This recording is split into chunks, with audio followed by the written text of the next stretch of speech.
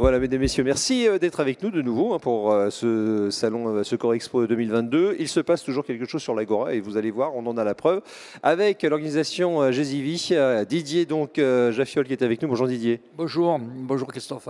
On va présenter votre organisme de formation. Oui, alors Gesivi, c'est parti d'une association, ça a 20 ans d'existence, composée de secouristes, sapeurs-pompiers entre autres, et d'éducateurs et d'infirmiers, préoccupés par une montée de l'agressivité qu'on peut rencontrer lors d'interventions. Et donc on a mis en place un petit concept pour essayer de former. On a formé à peu près 7000 personnes depuis. Voilà, ça peut arriver à tout moment, hein, donc situation de violence, d'agressivité, finalement vous formez un imprévisible. Oui, tout à fait, parce que bon, on est là pour tendre la main et malheureusement des fois, on se la fait mordre. Donc on est obligé de faire en sorte d'être toujours dans la bienveillance, mais pas de se faire blesser.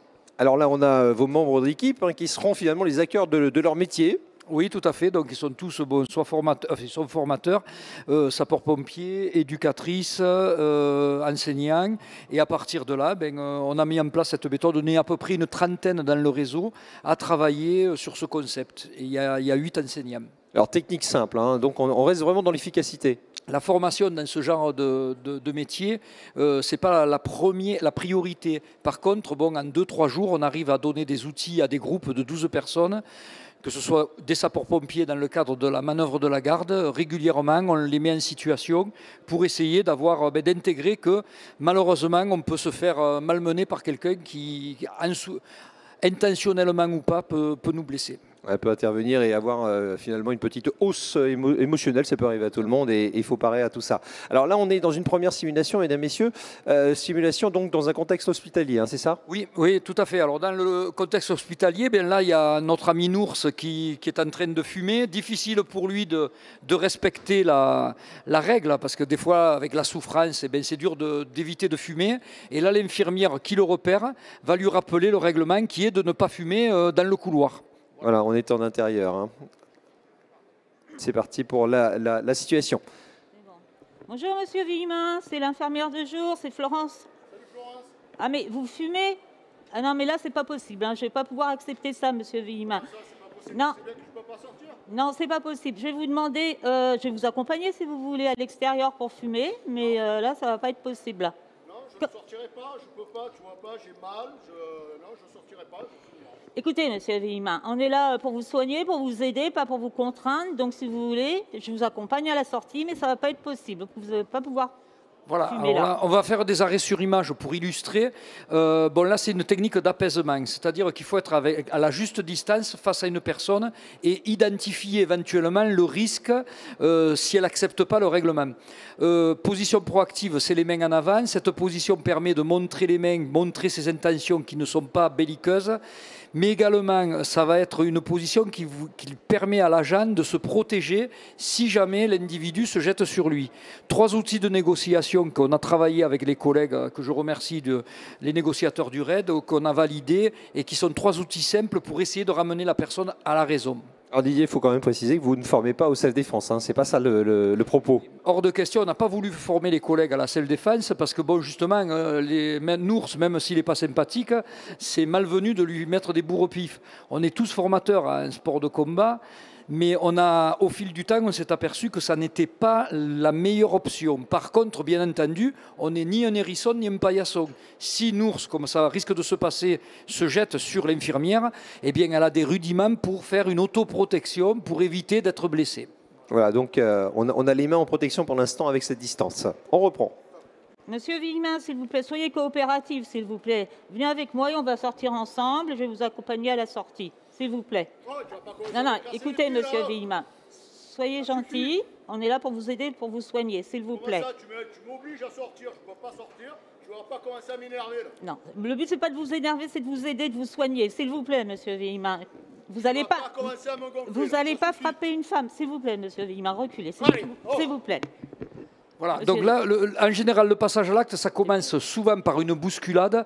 Il y a, en matière de comportemental, il y a à peu près 5 façons d'agresser une personne. C'est ce qu'on donne, c'est souvent saisi, poussé, percussion, étranglement dans les métiers du soin. On a souvent des personnes, des collègues qui se font étrangler, prises au cou. Voilà, et enlacement. Là, voilà, on va voir un déroulé. Monsieur Villemin, calmez-vous s'il vous plaît. Tu m'emmerdes. Vous allez pas frapper. Ah, Monsieur Villemin, calmez-vous. Qui tu es, toi? Qui tu es? Qu'est-ce que tu veux faire? Paul, fais votre travail, arrête pas de m'emmerder là. Voilà, alors là, vous voyez, c'est une technique d'abordage. Vous allez voir tout au long des 4 démos, on ne prend jamais quelqu'un de face parce que c'est ce qu'on appelle l'axe de colère.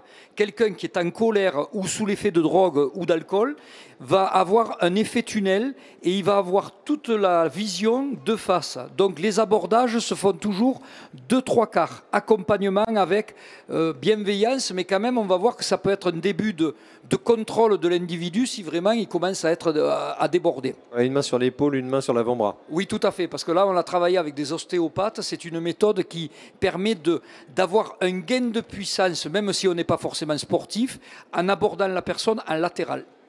Voilà, on poursuit. Voilà, et la baisse voilà, donc, de l'émotion et surtout on a coupé court à la violence. Mesdames, Messieurs, vous pouvez les applaudir pour cette première simulation, bravo. Mise en situation, donc là on est dans un contexte hospitalier et on va découvrir un contexte différent. Vous formez à travers la France, Didier? Oui, tout à fait, y compris les dom-toms. Bon, on a un réseau, on est basé sur Nîmes. On a un site internet, c'est Gésivi. Ça veut dire tout simplement gestion des situations de violence. On est tous en opération actuellement. Mais voilà, on se consacre également à de la formation en essayant parce que justement, on a quand même mémoire, on a fait 2 livres et on a fait un mémoire en dédicace d'un collègue, Geoffroy Henry, qui a été poignardé à mort. Il était sapeur-pompier de Paris et sapeur-pompier volontaire dans la Drôme. Et ce collègue a été malheureusement victime de coups de couteau de la part de la personne qu'il venait soigner, qui était une personne qui était schizophrène. Voilà, donc on va éviter tout cela. Et alors, je sais que dans les statistiques, finalement, généralement, les gens vous accueillent quand même, puisque c'est une aide comme il faut, mais ça peut arriver. Voilà, il faut quand même relativiser les choses. Les statistiques du ministère de l'Intérieur actuellement, c'est une agression pour 1950 interventions. Autrement dit, il faut relativiser, la population aime ces secouristes, les accueille avec beaucoup de bonne volonté. Maintenant, oui, aujourd'hui, on a 10 sapeurs-pompiers qui se font agresser tous les jours. 10 collègues se font agresser à des degrés divers, mais tous les jours. Voilà. Donc c'est un nouveau risque professionnel. Il faut être prêt, hein, bien évidemment, et être préparé à ce type de situation. Donc avec la prochaine simulation, alors on va vous mettre en situation donc de maraude sociale. Hein. Donc on a un individu qui est déconnecté un petit peu socialement. Voilà. Donc l'objectif des maraudes, c'est surtout pour des actions, des associations qui font un travail qui est remarquable, qui est d'aller au contact des personnes en errance, voir que ces personnes sont en rupture. Alors là, c'est encore un ours qui est en rupture de tout. Donc, lien social nul, refus de soins, refus des fois de rejoindre une structure d'accueil. Et la maraude, l'objectif, ce sont en général des binômes qui vont au contact de ces personnes et qui essaient de leur apporter, par le biais de kits de soins et de nourriture, d'essayer de les relier à notre société. Voilà, alors donc on va intervenir. Maraude sociale, je rappelle, qui vont aller au-devant de Nours, en fait, qui est déconnecté socialement. On y va, Samy? Allez. Ah bah, c'est Robert. Bonjour Robert, comment vous allez? Salut. C'est les maraudes. Tu nous remets? C'est Samy. Oui, je te remets, ouais. C'est Samy et Florence des maraudes. Comment ça va? Ça va, Florence, ça va. Mais qu'est-ce que vous avez à la main là? Vous êtes blessé? C'est le du collègue qui m'a mordu. Là. Ouh là là, ça n'a pas l'air beau. Est-ce que je peux m'approcher? Ouais. Alors voilà, l'abordage est très important. On ne va plus au contact de personnes en difficulté potentiellement agressives, on n'y va plus la tête en avant. Aujourd'hui, on se briefe avant, on essaie d'aborder un seul qui parle, le deuxième collègue reste en soutien, parce que si on est plusieurs à parler, c'est une cacophonie qui va mettre la personne en tension. Deuxième chose, on dit ce qu'on fait, on fait ce qu'on dit, et quand on avance, on mesure au mieux la capacité de la personne à accepter d'être en relation. Ça s'appelle l'angle de fuite, c'est-à-dire que cette personne peut refuser et on écoute bien ce qu'elle veut, ce qu'elle exprime. Toujours en latéral, hein, donc on n'est pas face à elle. Tout à fait, on n'est jamais face à la personne et vous verrez que pour nous c'est un gain d'efficacité et également c'est quelque chose qui rassure plus facilement la personne. On est auprès d'elle et à côté d'elle. Est-ce que je peux m'approcher et regarder votre blessure, Robert? Oui. Regarde, ça saigne de partout. Faites voir. Ah oui, c'est quand même, ça saigne beaucoup. Voilà. Alors là, vous voyez, l'abordage, c'est toujours, bon, on se met au niveau de la personne. Même là, quand on se met à son niveau, on se met en trépied. Première chose, c'est-à-dire on a toujours un équilibre. Toujours pareil, main sur l'épaule, main sur le coude ou l'avant-bras. Ça permet à la personne de mesurer, c'est un testing, est-ce qu'il accepte ou pas le contact. Et à partir de là, si jamais ce monsieur... on va voir la suite, eh bien, ça nous permettra de travailler en protection s'il y a un geste malheureux. On arrête l'élan, hein. Voilà. Ça va arrêter l'élan. Je peux regarder? Faites voir. Oui, je peux vous mettre désinfecter, vous mettre un pansement. Ouais, Samy, ça serait bien, ça serait bien. tu peux me donner un pansement pour éviter que ça coule un peu plus, là. Voilà. Merci. Est-ce que un kit d'hygiène, vous voulez un kit d'hygiène, Robert? Ah, je veux bien, ouais, ça fait une semaine, je ne me suis pas lavé, là. Ouais, c'est difficile en ce moment. Et est-ce que vous avez mangé récemment? Merci, Samy, merci. Super. Est-ce que vous avez mangé récemment, Robert? Non, ça fait une semaine aussi, je peux pas, personne ne me veut avec mon sale caractère. Alors écoutez, il y a notre bus qui est juste là, on sert des soupes chaudes. Est-ce que vous voulez nous accompagner jusqu'au bus? Allez, ouais, je veux bien, ça me fera du bien. Mangez un peu. Allez, on y va, Robert. Doucement, ton sac. Oh putain, attends. Alors, vous voyez, le fait de partir, la personne, il faut intégrer qu'en matière de secours à personne ou de travail social, la personne n'est pas forcément consciente de ce qu'elle fait. Agitation, alcool, drogue, le tout cumulé. Cette personne veut récupérer son sac. Si on est de face, ou si on a, très souvent on voit les intervenants, ils ont les mains le long du corps. La première des choses, quand on est surpris, on monte les mains pour protéger la tête et le cou. Là, on a vu, bon, ça permet à la personne de se dégager et le collègue derrière d'essayer de voir un peu où ça va. Allez récupérer votre sac. Ah, il y a toute ma vie dans ce sac. Oui. Tout va bien, Robert. Allez, on y va. Ok. Voilà, on peut encore les applaudir. Bravo pour cette seconde situation. Merci. Ils sont acteurs de leur métier. Hein. Je rappelle que c'est. Voilà. Ah, mais ils le font bien. C'est du vécu, voilà, c'est l'expérience qui parle. Donc, parfait. Voilà, on a vu l'élan comme ça. Donc, d'un coup, ça peut arriver d'un coup. C'est vraiment l'imprévisible. Mais voilà, on est préparé. On est en latéral. On avait une des mains sur l'épaule et l'autre en blocage presque au niveau du coude. Ça permet vraiment de parer à tout ça. En fait, ça a été travaillé là aussi avec des ostéopathes. C'est-à-dire que vous avez un muscle qui s'appelle le sus épineux, qui est un muscle starter, qui est relativement faible. Autrement dit, quand on maintient une personne, je ne parle pas de contention, quand on maintient quelqu'un de l'extérieur, en latéral, ce muscle, on peut le contrôler. Si par contre on est à l'intérieur, pour ceux qui font du sport de combat, de la garde, cette personne peut nous envelopper, nous percuter, parce qu'on va contrôler une main, mais le deuxième bras, on ne peut pas le contrôler forcément. Et là, on est carrément sous son envahissement. Donc toujours latéral. C'est le principe aussi des sports de cette défense. Au passage, c'est passé sur le côté et derrière. Entre parenthèses, oui, bon, c'est vrai qu'on n'a rien inventé. Et puis on a beaucoup pratiqué et on a fait des filtres pour permettre justement que ces outils soient des outils toujours avec de l'humain et de la bienveillance, mais qui permettent de travailler en sécurité. Ce qu'on a vu, Didier, c'est toujours ce contact également, visuel, mais aussi de parole. On a un échange. Alors ça, on l'a travaillé, parce que là aussi, notre ami, malheureusement, Geoffrey, et puis d'autres collègues qui ont été agressés, on a un tableau de bord qui existe, et je salue le commandant Éric Henrion, qui travaille à la direction de la police nationale et qui est formateur.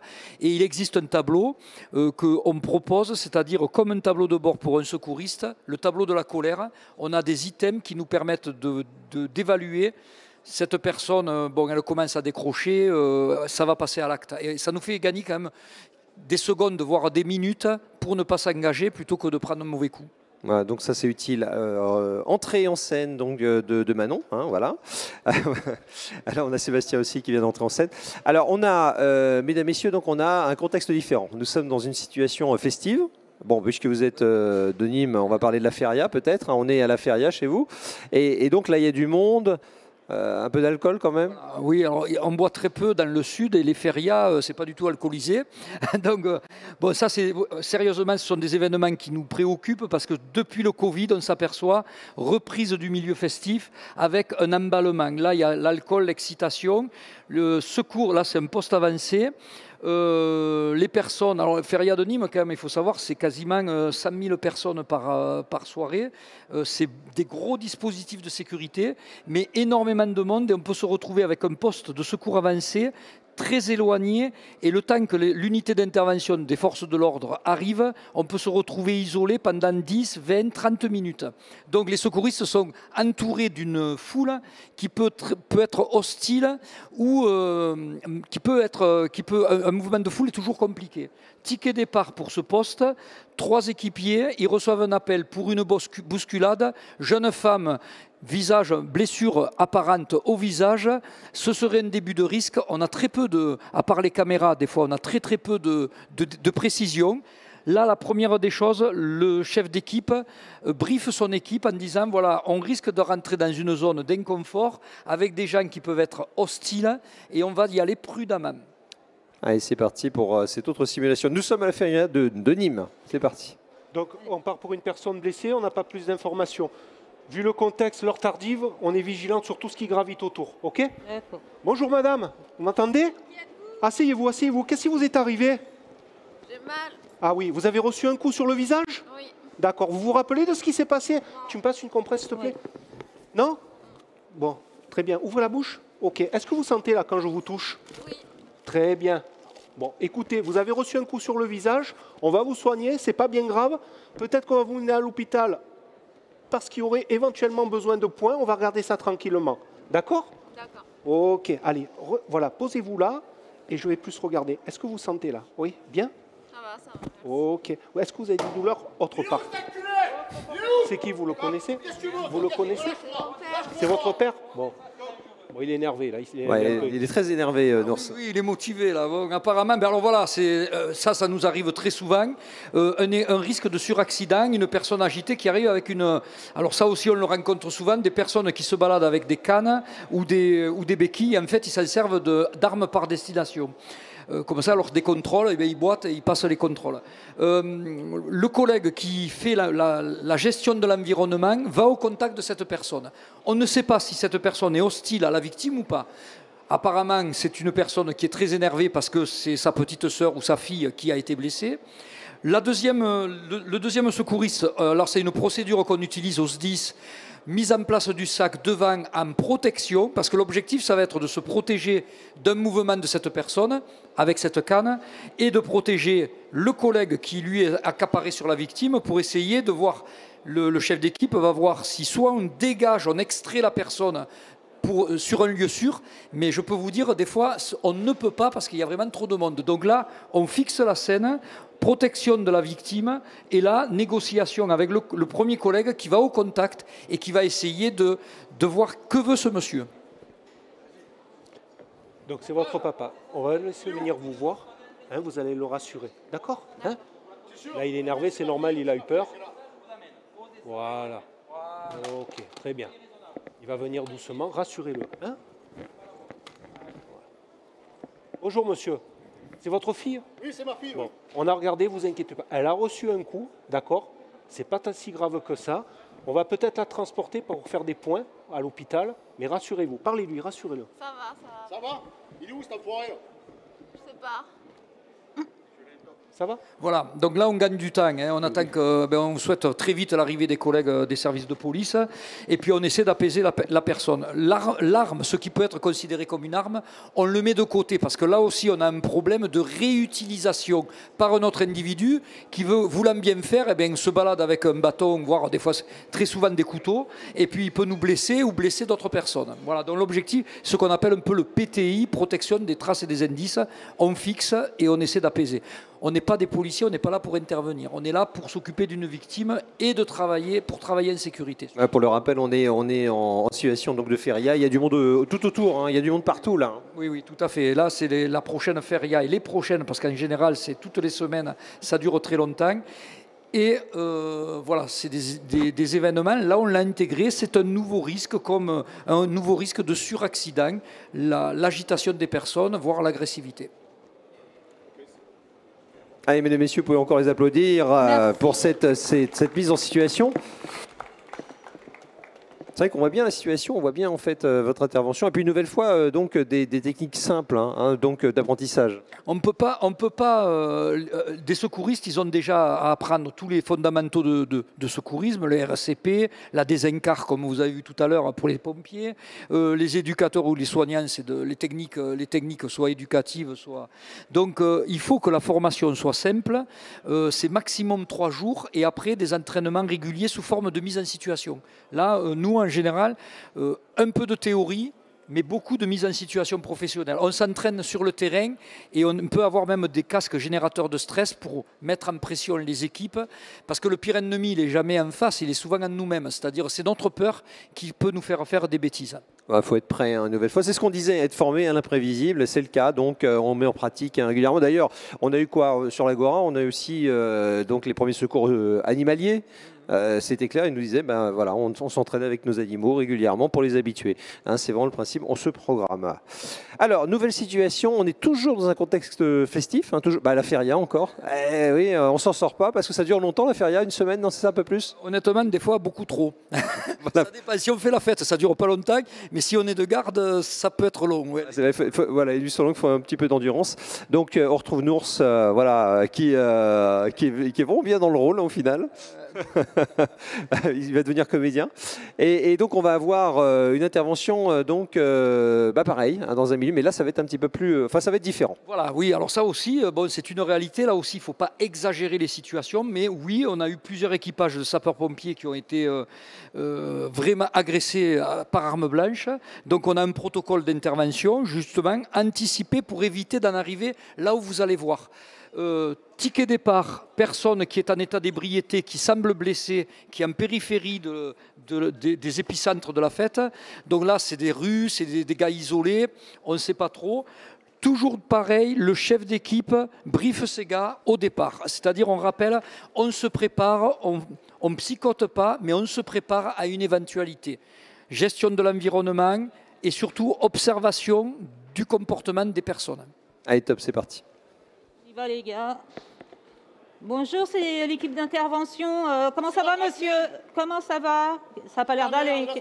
Qu'est-ce qui se passe, là? Qu'est-ce qui se passe? Monsieur, s'il vous plaît. Qu'est-ce qui se passe? Dites-moi. Alors, voilà. Top. Là, vous voyez, voilà, ça y est, ça part. Bon, très bien, on part. Alors. Ah oui, c'est ça, dans l'élan, ouais. Alors. Voilà, donc là, on a été obligé d'en arriver là. Voilà, alors là, il y a 2 options quand on a quelqu'un qui est armé par un couteau, ou maintenant, très souvent, il y a une recrudescence d'autodestruction. Les personnes peuvent arriver même à nous recevoir avec des fusils. Donc là, on se désengage. Mais là, on est dans un contexte où c'est au dernier moment. Triangulation, dès qu'un agent voit un objet dangereux, il le signale à ses collègues, c'est un DTI. Et là, le premier qui est le plus près de l'arme fait un V-grip, c'est la méthode la plus simple pour essayer de stopper le danger. Et puis après, les autres vont faire ce qu'on appelle un maintien de sécurité, une contention en urgence. On bloque la mobilité au niveau des jambes en faisant de tout son poids sur les jambes. Un autre va faire un maintien latéral au niveau de la sous-clavière. Consigne, ne jamais saisir la tête, le cou directement, pas de prise de mataléone ou d'étranglement, pas de genoux sur les veines de retour, pas d'écrasement de la cage thoracique parce que la personne peut continuer à s'agiter, peut tomber inconsciente et là on maintient quelqu'un qui peut faire une pause cardiaque. Donc on donne des consignes très précises sur ce qu'il faut éviter et après je peux vous dire honnêtement on fait ce qu'on peut. Voilà, tout à fait. Alors le V-grip, hein, c'est ça, c'est ce qu'on a vu. Là, c'est Samy qui maintient l'avant-bras. Voilà, c'est les mains qui sont en V. C'est comme un point de compression. Les équipes intègrent une chose, c'est que dès qu'ils attrapent ce fameux couteau, un cutter, une lame ou un outil, celui qui tient n'a qu'une chose à faire, c'est de maintenir cette main armée. On ne peut plus la lâcher. Pour information, le couteau déclenche des décharges de 7000 volts. C'est pour faire comprendre aux collègues que là, on ne joue pas. Et si on se loupe, eh bien, on s'en rappelle. C'est ça, voilà. Ça fait la petite décharge, voilà. Bon, eh bien, écoutez, bravo. On peut encore les applaudir, bien sûr. Bravo encore, oui. Mise en situation avec l'organisme de formation, donc GVizy. Voilà, je crois qu'on arrive au terme. En tout cas de ces simulations. Alors on rappelle que vous avez aussi joué dans le dos finalement des partenaires. On peut les évoquer ensemble? Oui, alors bon, oui, là on a été très soutenu par l'œuvre des pupilles, puisque bon, pour rappel, quand même, mort au feu ou en intervention ou par violence, on a pratiquement 1500 enfants qui sont soutenus par l'œuvre des pupilles. On reverse une partie de ce qu'on gagne au niveau des livres, eh bien on le reverse à l'œuvre des pupilles. L'Union des sapeurs-pompiers du Gard, qui a mis en place sur un département assez impacté par la violence, on a mis en place tout un travail sur la violence, et également une amicale des sapeurs-pompiers qui nous aide beaucoup. Voilà. Pour information, l'introduction du livre a été écrite par notre collègue et ami Mathieu Langlois, qui est le médecin-chef du RAID et qui a une grosse expérience en matière d'intervention. Merci en tout cas. Alors, GVizy, on vous retrouve finalement du côté d'Internet, j'imagine, avec un site. Il y a un site www.gzivi.fr. N'hésitez pas, on a une grosse banque de données. Et puis nous, on est toujours dans la recherche et on est toujours heureux de rencontrer des partenaires qui sont prêts à essayer de trouver de nouvelles méthodes. Voilà, en tout cas, merci Didier. Merci à toute l'équipe. Une nouvelle fois, donc, si vous voulez les retrouver, gzivi.fr, je le rappelle. Et puis, donc, une mise en situation, gestion de situations violentes, comme on l'a vu ici. Merci en tout cas pour cette démonstration. Dans quelques instants, encore un rendez-vous, bien évidemment, pour finaliser ce salon 2022 Secours Expo.